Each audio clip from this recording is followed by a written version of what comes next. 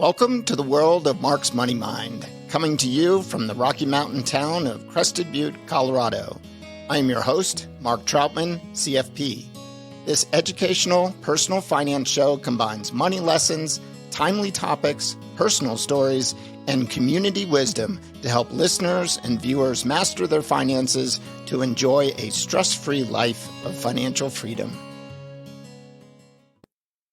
Welcome to this week's episode of Mark's Money Mind. I have two special guests here today, live in the house that will be sold shortly. The two guests are my daughter, Katie, on my left. Hello, happy to be here. And her good friend, Jessica. Hi, everybody. Yeah, so let's give you a quick update on the housing situation. So a lot of stuff has transpired in the last week. I would say the biggest thing is the big purge, right? Absolutely. So you guys were here doing a lot of purging as well. Yeah, first day. Huge help. Yeah. And we also looked at a one-bedroom apartment here in Crested Butte. We did. Which we haven't actually signed the lease, but it was said that it's ours. So we're going to get that. It's a furnished apartment, so that's awesome. And we'll be able to get that lease started on September 1st. So we have some overlap. So that's going to help a lot with the moving of stuff and everything. We don't have to move it all to a storage facility. So that's cool. I have my friend Kevin Sebesta, who was on the panel with me at Camp Fi Week 2. He was my co-host there. He's coming out to help in September after our Mediterranean trip that we're going on soon. So yeah, we have a lot going on here. And, you know, the house sale is progressing. So that looks like it's all on schedule.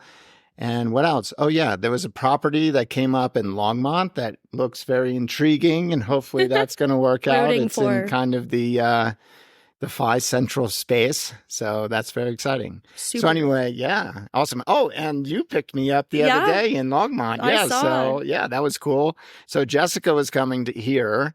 Originally, Katie and Jessica were going to share a car to come here. Everything changed in a matter of 15 hours maybe? Yeah, I think the night Worked before. out well, though. Yeah, the night before, Katie said, well, Jessica's actually going to drive down by herself later because she has a meeting. And I was like, ooh, wait a minute. She's going to pass right through Longmont. I have two cars. I've got to get one there. Yep. So maybe if I get up early, I can get up there and then you could pick me up, which you were more than happy to do. And then we drove by the hopefully potential house and we saw Dusty. Yeah, we saw Dusty. So hey, Dusty out there, you know, we saw Shout you. out. So looking forward to that. So that's enough of the housing saga. And I'll definitely keep you informed as to how that is going. And we're actually going to talk a little bit about housing today as well. Jessica and I had a really nice drive. It's about a 4.5 hour drive, I would say. Yeah. So we had a nice conversation and we said, hey, let's do a podcast about Bill. Yeah. So very cool. So Jessica, why don't you tell us maybe a little bit about yourself, where you are in your phase of life and the questions that you have for? Absolutely. I've probably been graduated from college about probably 2 years coming this December. And I graduated with a degree in journalism and media communications. I've been pursuing that field more on the public relations side. So I work at a library, which I love. I'm a big reader, have always been a big reader, which is why I went into writing originally. And I'm actually turning 26 in a couple weeks. Yeah. Believe it or not. We all know that milestone in the Phi community. Yeah. Big one, absolutely. And I don't know, me and Mark were chatting about how I feel like I'm leaving young adulthood and moving towards true adulthood. And that's what led us to this conversation and the questions that I had about homeownership and what that process looks like. I'm obviously coming from a place of no net worth really at all. I don't have anything to present other than what I've been doing in my work and my job. And I do have a partner and he just got his master's. And so the two of us are talking about our 5-year plan. And part of that 5-year plan is hopefully a home to get the ball rolling, really. So you say to get the ball rolling. So I'm curious, there's a big discussion about should you buy, should you rent? And it sounds like you have an intention to want to buy at least. Yes. What is the reasoning behind that? Is there a specific reason you feel you want to buy a house versus rent or anything to that? I think that part of me feels like renting, I'm continually spending money rather than building a future. I went to college, got a degree, got a job in a field that I care about, am committed to this person. And the future is something that I think goes along with moving to young adulthood to adulthood. Like, I'm looking to prosper in the future. And I think having a home in a central place that I like am making my own is a dream, A. And B, I just think a better investment in terms of renting versus owning. Okay, that's a great conversation. Because have you ever seen the podcast? It is on YouTube. I Will Teach You to Be Rich by Ramit Sethi. I just gave her the book. I was just about to say, Okay. I have the book, but I haven't heard the podcast. Okay, so he talks a lot about renting versus buying. It's also in that book, so I highly recommend that book. That is one of the books I give out to the high school students. And yes, you can build equity in owning a home, but the cost can be substantial. Yep. So you've got to buy the home. You might have to fix it up. Typically, if you're going to buy your first home, it's probably not going to be perfect. You're going to have to pay property tax, insurance, and so forth. And typically, and we'll get to this because there was actually a really interesting article in the Wall Street Journal that I'm going to link to, came out on August 11th. So that's just a few days ago, about the current situation in the housing market. I've rented and I've owned, and I'm going from owning to potentially renting. Yep. And what I have found is that it's not clear cut that buying is always better or renting is always better. It depends.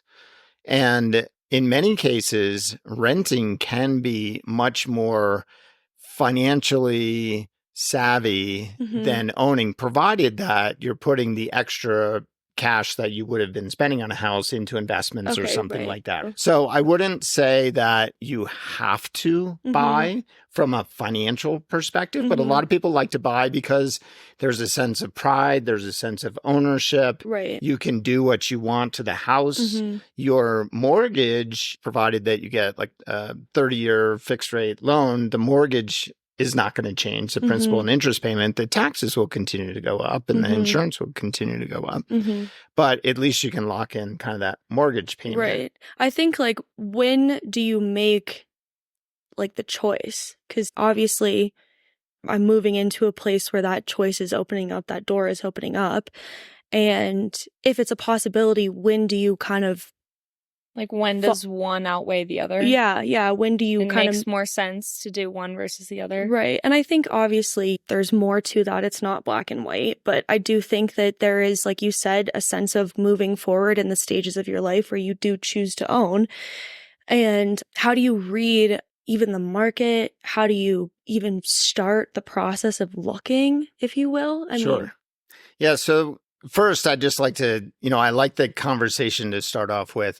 A lot of people feel like they have to own something. And I feel like you can rent or you can own, you can still make it your home. Renting does have its challenges because your landlord can say, I'm not going to renew your lease, or your rent goes up by 20%. You have no control of it.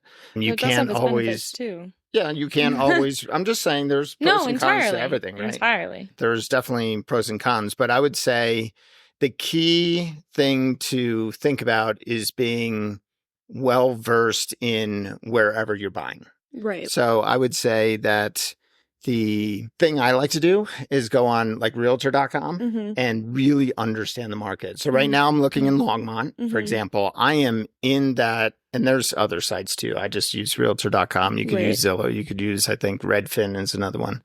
I'm just familiar with Realtor.com, and I'm always looking at what's coming on the market, what is sold. So I'll have a really good feel for that market. So when and if I buy something, I will know that I'm making a good, solid decision. So I would say that's the first thing, is to get a real good understanding of your market. And it'll take a while. I think too many people move into an area, and I have some friends, Victor and Abby, by the way, if you're listening, I know you guys I think you might be in your moving truck right now, moving to Longmont. But they are renting. So they're getting their feet on the ground and they're renting, because it's usually better to rent and get a feel for, especially if it's a new area to you. Now, if you're going to move into the area that you're familiar with, you already know which neighborhoods are good. Yeah. If school districts are important, which ones are better than others or what have you. You kind of have a feel for where you want to live. If you're moving to an area that you're not familiar with, renting is usually hands down the better way to go, Right, at which least to makes get the lay of sense. the land. Mm-hmm. But I would say the first thing to do is really get a feel for the area. market, feel for what do things cost. Go look at things, go Mhm. look at open houses. Mhm. And I know one of your questions might be, how do you find a realtor? I Yeah. wouldn't necessarily pick a realtor just because they had an open house. Okay. And we can talk about that. Right. But the one thing I do want to bring up, and this is that article in the Wall Street Journal, and it's called Boomers Buying Houses Had It Bad in the 80s. Millennials Have It Worse. So this is... Which is what we feel like, right? Yeah. So your feeling of what the housing market is accurate, which Okay. is great. You're saying it just doesn't feel like it's a good time to buy Right, because absolutely. costs are high, interest rates are high. So we can talk a little bit about why that's the case. So basically this article, and I'll put it in the show notes so people can see it. So in the second paragraph, it says home buying affordability has dropped last fall to the lowest level since September 1985. Ooh.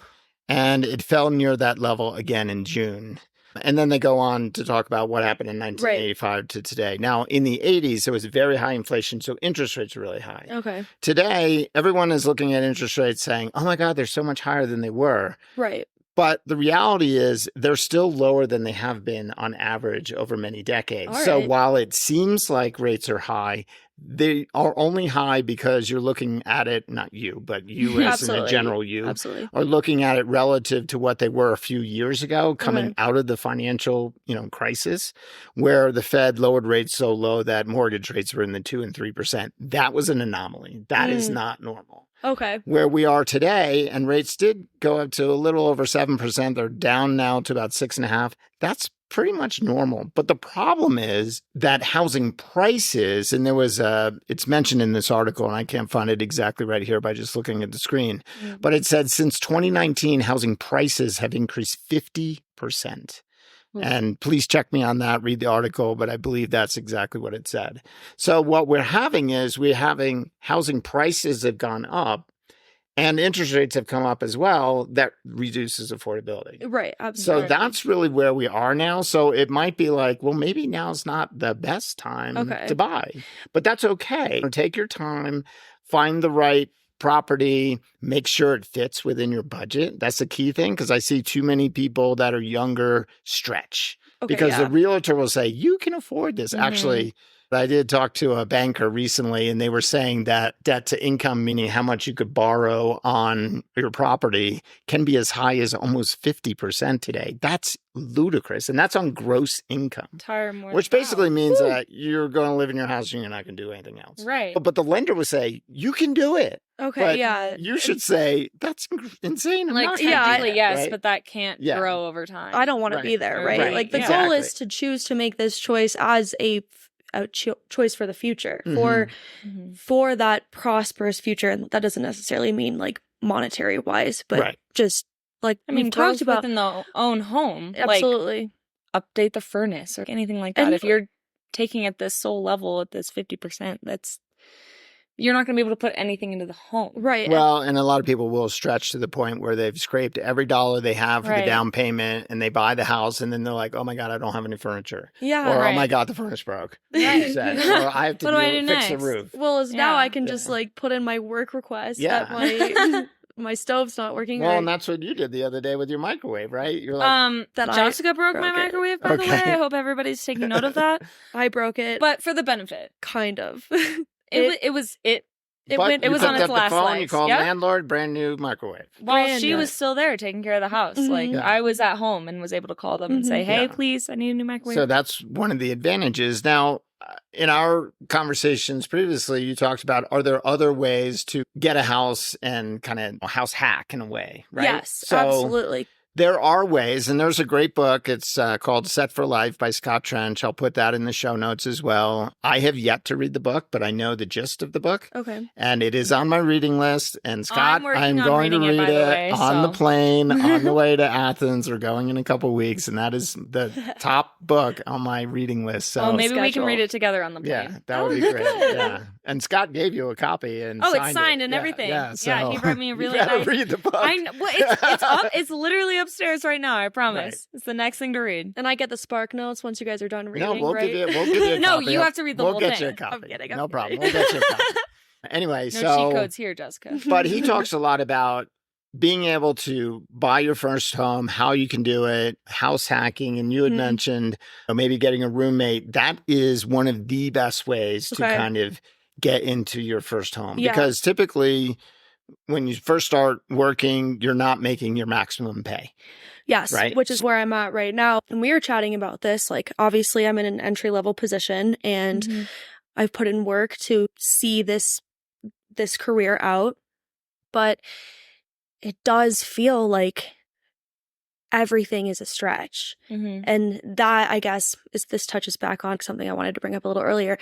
I guess there's a fear. Like, it's very scary to consider a purchase, if you will, like a home, especially when I'm looking at what I'm making right now. And again, I know that this is not the be all end all. I have a future ahead of me, but it still feels kind of scary that I could turn this into something as massive as that. And that's like another leap I'm afraid of making, if you will. Yeah, and I think one of the key issues, and this is something that Ramit is very big on, I'm very big on, Scott Trench even mentions it in his book as well, is being well aware of your financial situation to the point of what you spend, where it goes. Ramit talks about not spending more than 60% of your take-home pay on fixed expenses, and that would include things like your recurring expenses, your utilities, your mortgage if you have one, your rent if it's rent, and so forth, because you don't want to be up against the wall and saying 80%. And it's very interesting. I love that his podcast and YouTube channel, it's usually couples. I wish, or it's not usually, it's always couples. And I wish he would do some for singles too. But you'll see people come in there and they are spending 90% or even 100+% of their net income on fixed expenses. Well, of course they're feeling tight because there is no money left over. So one of the key things obviously is to start tracking and so forth. But getting back to the house hacking, my cousin Emily, hey, how you doing? She and my cousin Emily. Yes, your cousin Emily. Your niece. My niece. Sorry, Emily. I was like, wait a minute, let me think about that. You don't have a cousin Emily. I feel a lot younger than I look. No, you look a lot younger than you are. Anyway, yes. I was looking at you and thinking, anyway, my cousin Emily. Cousin, my niece. Yes. And Matt, shout out. Yes. He's my cousin too. They bought a house together and had roommates.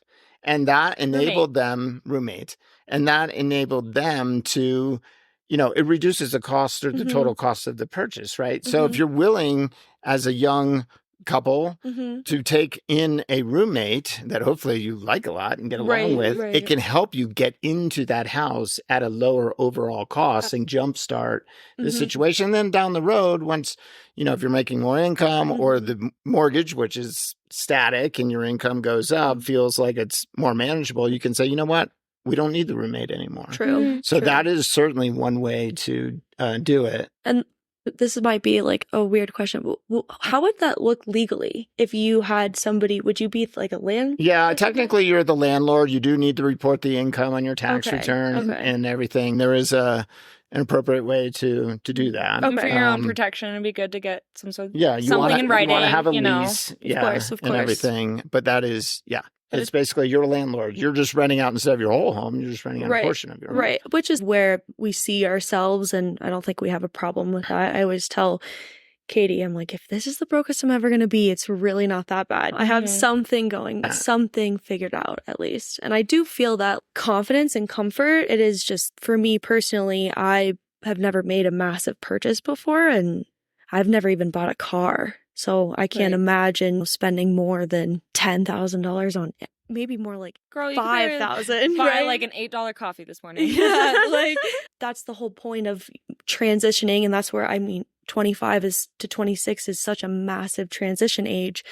It is really saying goodbye to your young 20s. There's so much opportunity and excitement with that, but there's also a lot of responsibility that I feel sometimes like I'm treading water and not really being able to come up for air, walking. I feel like I'm learning as I'm going. And I think it would be key to learn and then go, you know? Mhm. Yeah, and that's why I recommend these books or talk about these books, because I do think when you read books like I Will Teach You to Be Rich by Ramit Sethi and Set for Life by Scott Trench, it's going to give you a lot of knowledge, but it's also going to give you confidence that you're making the right decision because you've gone through all the steps in the process Right. to realize, okay, I can do this or I can't do this, or I need to make some changes in order to do this. So I think that's one of the reasons I do this podcast. It's just for educational purposes. Absolutely. And the idea is that the more education, the more knowledge you gain, the better decisions you can make. No, absolutely. And buying a house, literally, if you make a good first house decision, it can set you on a great path. If you make a bad first house decision, it can be very detrimental. Right. So you really want to make sure you do that correctly. Right. And talking to people like me and Katie and friends that are knowledgeable in this space, coming to Camp Fi, which you did one year, She right? did. She's coming back next year, hopefully. All right. That's where you get that knowledge and comfort and being in a community. And that's why I like the financial independence community, because we're always talking to each other. And I don't know much about real estate, but I learned so much from other people. And you would ask me about, what about, let's say you move to another home, should you keep your first home, right? Yes. So one thing to think about is, and I think Scott talks about it in his book, again, I apologize, I haven't read the book, but I believe it's in there,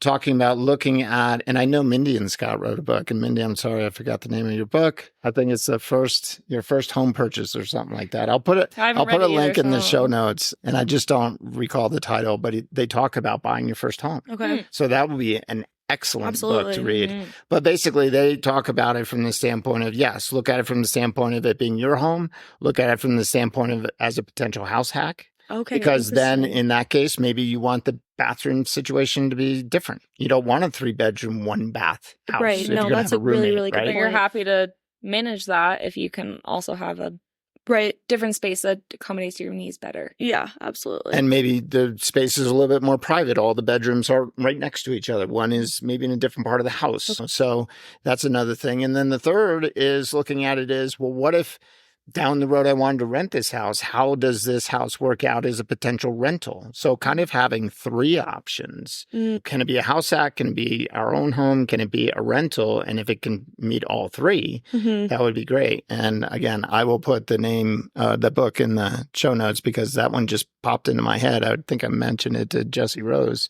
when she was thinking about buying a house, which she decided to rent for now. So They did good. Yeah. I'm happy Interesting. with that. Yeah. Well, so I have to ask you, Mark, when you were 25 going on 26, what did this look like for you? Yeah, so we actually ended up house hacking, not Okay. knowing that that's what we were doing. It's just looking back in time, I'm like, oh, we were house hacking. It's like, like Grammy house hacked for Yeah. you guys, and So- you house hacked for her. Yeah, I'll tell you what the whole story was. Yeah. We were renting, my wife and I, Mars, were renting a house. And her mom owned this old Victorian house, but she was kind of I'll house tell you the rich ghost and stories another time. cash poor. Yeah, ghosts. There are definitely ghosts in that house. But anyway, and she needed to sell the house. She needed to Okay. extract the equity from the home, get something smaller. Because they And- had purchased it as a family of what, 7? Yeah, there was a whole bunch of them in the and house, then and there was she a was grandmother in there. yeah, and she everything. was the last child. They had gone through a divorce. Like, it was time to. Yeah, and she'd received Be the out of the house and giant the home. divorce. Okay, But gotcha. that was it. She had the house. That was it. Mhm. So anyway, Marge's sister Robin, hey Rob, and We're and talking Mike, about the Andersons all and day Mike, here. yeah, were living there, and then they built a house and they moved out. So she was getting rent from them, and then we said, well, we'll move in and pay you rent. Interesting. But we're going to help you sell this house. And We're that going was to help you after get it ready to sell. Got married. Yeah, Right? yeah. Okay. And then when it was put on the market and there was a buyer, we said, well, and we were looking for a house at the time. Okay. And we had found a house, but we were like, well, wait a minute, you don't have anywhere to live. Mhm. And this is her mom, Mhm. and she wanted to just buy another house right away. I'm like, slow down. No. You need to Let's all take a take big your breath time. together. I'm like, tell you what, why don't you do this? Why don't you move in with us, Right. be our renter? Okay. And then you can eventually find your own house and do that. So we ended up, it was not really rent. It was like she put the down payment on the house in lieu of rent. And then when she left, we gave her that money. We paid her back. Okay. But it allowed us to take a much smaller mortgage on that property because she effectively was putting the down payment on the house. And then her rent was effectively us not paying interest on that as long as she was in the house. So this was a true house hack. Yeah, it sounds like Right? pretty perfect. And then it if worked out anything. that she found something eventually that worked out for her. And by then our incomes had gone up and we could do it. And we also were willing to do some work. That's the other thing. So maybe you find a house. I mean, I'm a big fan of finding a house that has good bones. So getting a really good inspection and making sure it's just cosmetic and not like structural. Right. Like not necessarily a fixer-upper, but like something that's... Well, that's what you've always been saying about this new place that you're looking at is the house is great. I can live in it now. It's not exactly what I'd want. And I'd love to fix it up, but I can change the house. I can't change the location. Right. Right. Which and is that's such a what's good important. point. I mean, of course, we all watch House Hunters, location, location. But I think that's entirely interesting to like point that out, that that's what you need to focus on versus a house because yes, location is the thing, but when you walk into a house, the first thing you're going to look at is, oh, this looks like not great or not where I'd want to live. And if you can get over that, and your partner is very handy, I think he would enjoy that a lot. Absolutely. Having a place to absolutely put your touch on. And that's like, I think, I bring up the fixer-upper thing because it seems very trendy, if you will, or flipping a house even. I've just seen people be unsuccessful with it, and I think it's interesting to say like good bones, but and that's why, thinking about the house that you and I saw because we drove by it the other day, it is in livable condition. And I think that's the key for most people is you don't want it to be in such bad shape that you literally have to do major renovations right away. But that's an extra expense. Yeah, it's good enough to live in now. Yes, you want to make some improvements and you can do it over time. And you can do maybe some of it yourself or hire friends or at least take your time to do those renovations as opposed to feeling like, oh boy, we got to do this kitchen and bathrooms and everything all at once before we can even live in this house. Feel comfortable in our space. And then I find, personally, I find that when you move into a house, if you can live in it for a while without doing much of anything, maybe you can paint and do minor stuff, which is what my plan is with this place, if it works out. Because when you're in there, you'll realize, I really want to do it this way. Whereas when you just kind of look at it from the outside from the first time, you think you want to do it that way, but later you realize I should have done it differently. Right. So, I mean, that's another way. I mean, you buy a house that, like right location, affordable, can be lived in. I can improve it over time. I don't have to do everything all at once. Maybe I can have a roommate. That's the other option. Right. Maybe it's both of those are the option and those kind of things. But yeah, there's a lot of options. Right. And again, this is like a shout out to my level 1 FI people out there because that's me. How do you even like begin the process of, we kind of touched on it for a little bit, but like what's sourcing a realtor? I have no idea what that looks like. Yeah, realtors are an interesting subject because, call Mindy. Call Mindy. Although Mindy usually only works around Longmont. But, so if you're looking at Longmont, call Mindy. But yeah, finding a really knowledgeable person that understands, especially like if you're going to be talking about house hacking or wanting to potentially rent it down the road or at least having it as an option, making sure it's a realtor that is really well versed. And you have those conversations with that realtor, right? Absolutely. You're like, this is my future plans. Yeah. Well, it's just if you're, how they always say when you're going into a new job, they're not only interviewing you, you are interviewing them. Right. And honestly, to a much more extent with a realtor, because whether you're selling or buying a home, that is the base of your life. Yeah, your the home. base of your existence. Like that needs to be entirely represented from the person that you choose, but also vet. Yeah. I feel like I'm starting with no foundation. Like, what do you Google? Yeah. Realtor near me? Like, yeah, kind of like I don't know what would be what a bad realtor would look like or what. Well, you probably want one that has been in the business for a long time. That Good it's place. probably their primary vocation. It's not their part-time not a hobby. right? I certainly would talk to people who have used them previously. Recommendations can be good and bad. You have to be careful about someone saying, oh, I used my brother-in-law and he was awesome, or whatever. Yeah. But you want to make sure that the recommendations you're getting, you're following up on your own and making sure that that's a valid recommendation. Okay. But I find, honestly, through connections, if you're involved in your local financial independence community, wherever, you're going to be able to find a good realtor by just talking to people that have used realtors before and have vetted them and are comfortable with the way that they operate.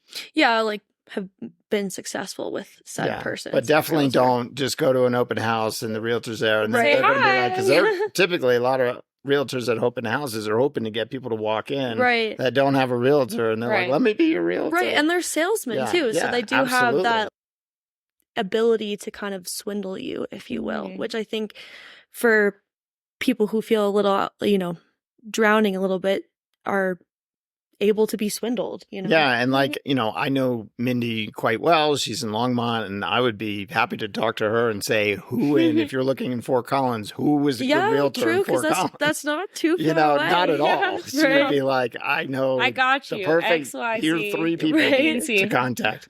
She's not going to necessarily say, don't talk to somebody, but she may say, you might want to talk to this person instead. Right. Right. And I think that also comes with if you find the space you want to be in, you're naturally going to fall into that groove. We moved here, and you even said if we were to pick a home from moving from New York, it would have been on the mountain. Yeah. And at the end of the day, 12 years later, we're in CB South, and this was entirely perfect for us. But if we jumped the gun and didn't rent to find our own space in the town, we wouldn't have ended up where would have been best for us. So I think that comes with almost vetting the town, even if you know it, but living in it is an entirely different environment. And that's also where, this is a small town, so a little bit of an exception, but we met a multitude of realtors who we were then saying, oh, I really enjoy this person. I see them similar to me. I would love for them to show me a house that they enjoy, and I think I would enjoy too. Because you guys didn't move into this place when you came to CB. No, we rented. Okay. 2 years? Rented 3 years. 3 years on the mountain. Yeah. And that's the testament to, if you're going to move to a new location, definitely rent to get the lay of the land, because we came to a ski town and we're like, oh, you're supposed to buy a house on the mountain. You're supposed to be ski in, ski out. And we realized that that's not really the preferred place to be if you're really going to be a full-time resident here. It's okay. People definitely live up there, but this is a neighborhood. This is very family-oriented. It's a little bit out of town. It's not in the hustle and bustle. So we wouldn't have known that had we not given it time. Right. You just if you had just moved in, and then now you're kind of set back. I guess there's more freedom in renting. Yeah. You and have that goes the back ability. To the whole location thing, too. Right. Absolutely. It's we were able to find our space. And then the home as well. And also grow into the town that you're now moving into, because who knows what you're, like you said, you thought the mountain. And that brings up 2 points that I was just thinking about. One is, if you're going to buy a property, you really want to be in that property for, I would say, at least 5 years to make the math work. Okay. Because there are costs going in, there's costs going out, and they're pretty substantial when you buy a house. So really, I find that 5-year mark, you got to be really confident you're going to be in the house for 5 years. And then I would say the other thing, and this is what I did with this, potential new purchase, is I wrote down all the things that I'm looking for in a home before I even looked for a home. So I was like, I want my own bedroom. I want my own bathroom. I want an office. I want a guest room. I need a place for a little workout space. I want it to be relatively low maintenance. I want to be near X, Y, and Z. And I'm like, so then I'm checking everything as I'm looking at properties. Does it meet all of these things? I wanted a 2-car garage. I wanted a place to park outside. And it was like, it needs to meet these objectives. They might not all work out, but I'd want at least a majority of those. Well, my mom's always said when she has this, and I'll tell Katie this when we go shopping, if you don't love it in the store, you're not going to love it hanging in your closet. You have to be excited about said purchase for it to be worth being brought home. The excitement of buying something can cloud what you actually need in a place, if you will. And then I also think that a lot of, especially first-time home buyers, get so wrapped up in the first property that meets their needs. And they're like, gotta have it. And they get really bummed out if it gets overbid from where they can afford, or they feel like they need to stretch to get it or beat that other bid. And what I have found is that, you know, especially buying a number of homes over time, that there have been a lot of houses that have slipped through the cracks. We thought that was the right house. And we put a bid on it and it fell through for whatever reason. And when we bought this house, we were buying it during distress period. So we were looking at foreclosure, short sales, all these things. And is that scary? Is what scary? To feel something fall through? Yeah. I view it as fate. Okay. If it wasn't meant to be, the universe said that's no. fine. You know? And honestly, that's not, I don't know, not a bad place to be. Again, I think it just goes down to this being such a massive step for somebody at my age, which is what you're getting at. If it doesn't knock all those boxes, am I making the right choice? Is this going to set me back decades into the future? Because that's the thing about choices as you enter your adulthood. The consequences are larger, and what could be a worse consequence than making a bad housing choice? Yeah, and that first home purchase is really important. That's why I would definitely take your time, be very knowledgeable, surround yourself with people that are knowledgeable as well. In Colorado, you actually don't even need a lawyer. Mostly it's just done with the title company. Okay. But that's where having a really good realtor is important. So another shout out to Mindy selling this house here. She was willing to walk through the contract with me, and she was pointed out a few things that should be adjusted. So, you know, having a really good realtor that understands all of this stuff and isn't just like, yeah, it's fine. You know, it's good enough. Absolutely. No, like reading every line and making sure all the boxes are right. They're, you know, they're in your best interest. Well, here's my question for you. A little bit piggybacking on that. When do you say yes? How do you know you can say yes? How can you know you can put pen to paper? It's always going to be a little nerve-wracking. Like, how do you get over that hurdle? How do you, like, mind over matter, say? Well, I mean, the way I do it is I say it's well within my affordability. So that's one of my personal key criteria. Right. It meets all the objectives that I'm trying to meet. It's on the terms that I feel are fair. I'm not always looking for the terms that are only in my best interest and not in the other party's interest. I like to do fair transactions. Entirely. I think over time you just get a feel for the fact that it feels right. You know, you've done everything, you've done your due diligence, you know you can afford it, it's in the right area, it meets all your objectives. And you just kind of have to say, I've done as much possible due diligence on this as I can.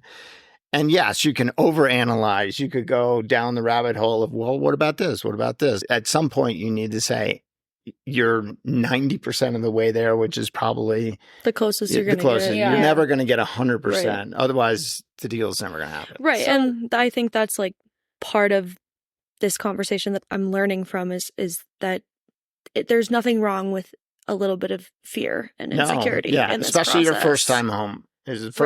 Home purchase is definitely going to be. I'll call you, Mark. Yes, be absolutely. Like, is this the right choice? What's going on?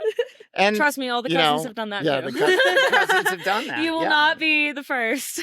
I remember when Emily was calling me, and it was during COVID, I think, or wasn't it right before COVID? It was something? It was like around the beginning of it, for COVID, sure. And all of her voices that were talking to her were saying, "Don't do it. The market's going to crash. Don't buy a house." And we went through the list. They have the most amazing "Can you house. afford it?" Yes, we can afford it.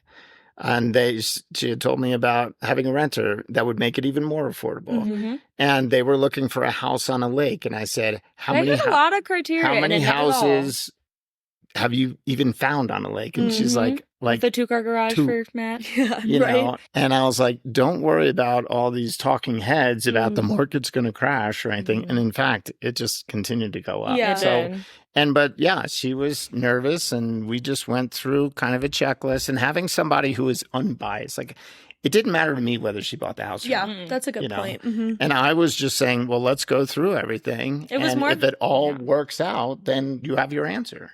Right. It's because I was a non-emotional party, helping her think Well, about you were more concerned about her making the best decision for their family versus them owning a home. Right. And making that milestone. Correct. Yeah. How do you know that you're financially able? What is a good ratio? We are talking about ratios on the drive.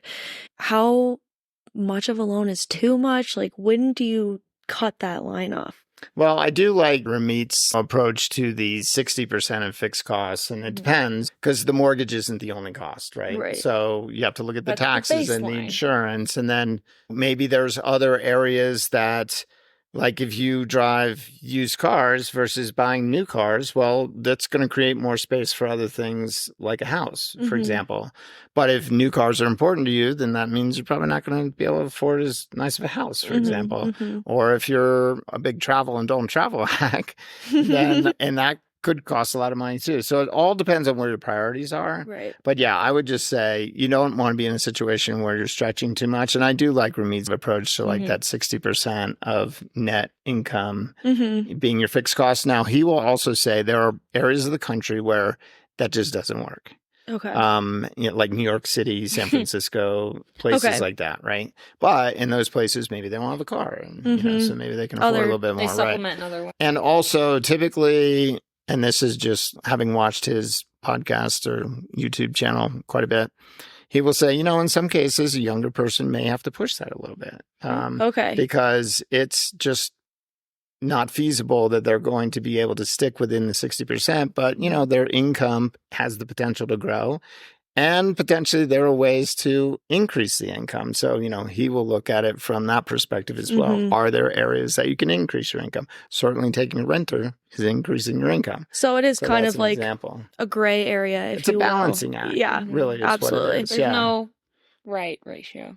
Yeah, the banker I was recently told you was 50% is fine. I'm like, and somebody else may say, because I was always like, well, maybe it's somewhere around 20 or 30%, but that's probably completely undoable for any property, and certainly in the Colorado area. Yeah, right. Absolutely. So that's probably out the window. Right. That you're just going to be a permanent renter in that case. Right. But I do think that it really is a matter of looking at all your finances and deciding, where do I want to prioritize? What am I willing to sacrifice a little bit to be able to do this? Maybe what is my income potential, and is there a way to grow that? And I like that. I feel like that takes something so massive and brings it down to a smaller scale. It's like you just have to evaluate your life a little bit more closely. And then you can see where you can make these bigger choices. It's like building blocks, if you will, which is, like I said, this is a huge milestone, massive choice. And I think need to boil it down a little what bit. you're saying is also really important too, because when you buy a house, especially we're talking about this kind of minimum 5-year commitment, that decision is going to affect every single month, every single year going forward. It's not one that you can just change. Can't go back. Easily, or at least easily, right? Now, let's just use renting as an example, and I'm not suggesting you rent versus buy, but I'm just saying in that case, you could always say, well, when my lease is up, maybe that 2-bedroom I was renting that I really couldn't afford, I can at least go to that 1-bedroom after my lease is up. When you own a home, it's kind of a more permanent decision. Oh, yeah. So that's feels why very you permanent. really want to make sure that it really does fit within the confines of your finances. No, it is, because obviously I'm still in that transitional, and this is, we're talking about this as if it's happening next year, which it's not, everybody. Yeah. I am We can here. take a breath. There's still not even dinks yet. Yeah, Barely. we're definitely a good few years out, but I think as young people, it's important to begin that process early, or at least try to understand it instead of running out there feeling like a chicken with your head cut off. Yeah, I was just scrolling Entirely. down in this article because what you said kind of triggered something that I remember reading. It said the typical first-time homebuyer in 1984 was 29 years old, according to a NAR, and I think that's the National Association of Realtors survey conducted at the time. In NAR's 2023 survey, the median first-time homebuyer was age 35. So you are nowhere near behind the game. Not even in 1984 standards. Right. Yeah. Which, like, truthfully, I like feel like I'm in the learning process. Like, I remember being a senior in high school and talking to my mom about what it means to rent and what that process looks like, and I was terrified. I was like, I'm gonna get there and have no idea what I'm doing. I have to call the city and set up my utilities, right? Like, what does that mean? That's a huge. How do you call the city? Where is the city's phone number? How do I transfer one utilities to the next place? Like, at very baby steps. I like that because in our generation, it feels like things are moving really quickly because we just have access to seeing people move quickly. Yeah, right? and I think that is the one thing about your generation is that you have so much social media exposure that you're seeing other people, and of course, everyone's showing you their best side, right? Of course. Oh, so-and-so just bought a house and they're 25 years old. Or in the FI community, oh, so-and-so, on CNBC just retired at age 27 or 26 with $5 million. Right. It's like, that's not everybody. So not worried about what other people are doing, just worried about what works for you is so much better. Yeah, because you can really be influenced. I mean, people say, you know. Yeah, influencers. Yeah. That's literally It's like you, Mark. No, You're not kind of an a FI influencer. When I went to the first Camp FI, I was telling Katie that her dad's kind of like a celebrity. Everybody, King Mark of Camp FI, because everybody comes up to him and it's like, can I just borrow you for like 5 minutes? And day 2, like half the people are wearing your t-shirts. Which I get because I'm They're here good t-shirts. asking questions as we speak, right? So what other questions do you have about this? Anything that you can think of? I feel like this was like a really good place to start. Like I said, I think making this massive thing feel smaller, because it is smaller. It is like a situation that you will learn and grow and educate yourself as you learn and grow and continue on. So I'm happy with everything that we've chatted about, and I feel like... And you have homework. I have homework. You have homework. You got a conversation to have with your partner. T-minus about another 10 years, and we'll sit at this table and ask. Then you guys can ask me, did you buy a home? Maybe we can do an interview in your house. Katie, what about you? You've been almost like a co-host in this show. Yeah, I'm just supporting being here. Interviewed. Okay. Any thoughts on all this stuff? Thoughts in general, I'm excited for Jessica. I'm excited that she's a little bit older than me and she can kind of do this before me, maybe.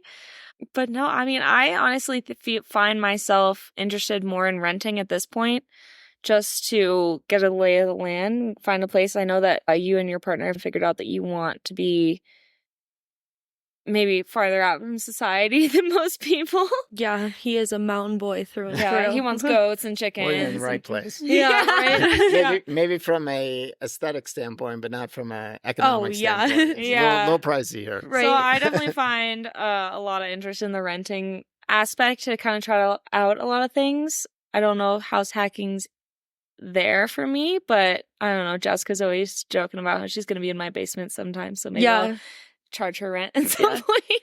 She'll be house hacking with me. Yeah. There you go. That might work out. Yeah, you and your partner can live downstairs or in our chicken coop. Who knows? Vice versa. Yeah, Vice versa, you're right. I was thinking it was good. The other way my around, partner girl. brought up chickens the other day too, so maybe we'll just have them one big farm. Yeah, we're all Colorado people, pretty much born and raised, so gorgeous land is like high on my priority list. It is also a expensive request. Yeah, right? absolutely. Well, I am excited to hear about your potential house purchase down the road and all of your You'll education be the first to know, that you're going to be doing on this subject. And I always like to give people the opportunity to, if anyone wants to connect or if you want people to connect with you, Instagram handle, anything like that. I would say hopefully in a couple of years I'll be able to give you, maybe even sooner, an update. And that'll be your connection to me, folks. Okay. Yeah, I don't have a whole lot out there, but he talks about me a lot. So Well, yeah, you hear about Katie on this show plenty, so. And I'm sure I'll be back on, and I'm sure you will be too. Yeah. We're here for the definitely. long Everybody run. thinks she's my sister Already. So yeah, I can't find. Everybody thought that Mark had 2 daughters, and I said, no, it's just me. But Yeah, discount I think guests this is year included. someone said, "Oh, is your other daughter coming this year?" I know. Yes, people. Yeah, she's just at home. She's taking care of the dog. I've wiggled my way into the family. That's exactly what I planned out to do. So yeah, she's working on the trust next. So yeah, right. Hey, Mark, what about the will? Can we talk about that? Yeah. That's for another show. Yeah, We'll talk about next wills and episode. estates. But yeah, thanks for coming on. I appreciate it. Thank Yeah, you. thanks, Dad. Yeah, We're happy to I be here. was super excited that you wanted to come on the show. Absolutely. And this is kind of the way No, we I think this learn. was an awesome opportunity for me. And unfortunately, there's a lot of people that are my age that don't have the ability to ask questions like this and have a free form flowing conversation. And I hope people out there listening take this opportunity and run with it, because a lot of us need to be taught and there's not a lot of people teaching. So thank you. Cool. Absolutely. And Kate, you have anything to say? No. Just more packing, purging. More packing. Yeah, I've already started thinking about what can fit in my car and what can't. So Yeah. we'll see how that You're goes. going to have to take everything. We might so. have to split up the bar stools between me and Jessica's car, but Yeah, we'll see okay. tomorrow. All right. Absolutely. Well, until next week, Mhm. thanks Yeah. for listening, and I'll talk to you soon. Bye. Bye. Thank you for listening to this week's show. Please click follow on your favorite podcast player or subscribe on YouTube to ensure you don't miss any future episodes. Also, please leave a rating and review for the show. This helps improve the ranking and enables other like-minded people find the content in their podcast players. If you would like me to answer a question on the show, please send it to mark@marksmoneymind.com and put podcast question in the subject line. Let me know your first name, or let me know if you would like to remain anonymous, and also your state of residence if you choose. I would also appreciate it if you would recommend this show to friends and family that might benefit from this content. See you next week on the Mark's Money Mind Show. Until then, make some, save and invest, live on the rest. And now for the all-important disclaimer. This show is for education and entertainment purposes only and should not be considered investment, tax, or legal advice. Please consult the appropriate advisor or advisors before implementing anything you hear on this show or any other show for that matter. While I fully intend for everything on this show to be true and accurate at the time of each recording, occasionally errors may occur. So please do your own due diligence on anything discussed.